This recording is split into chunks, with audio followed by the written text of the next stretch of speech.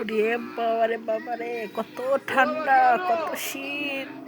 কম্বল মুড়ে দিছি, ল্যাম্প মুড়ে দিছি, চাদর মুড়ে দিছি, তাও ঠান্ডা যায় না। কোন কোন এলাকায় বেশি ঠান্ডা অবশ্যই কমেন্টে জানাইয়েন। কেমনে সহ্য করবো এই ঠান্ডা। গোসল করতে মন বলে না।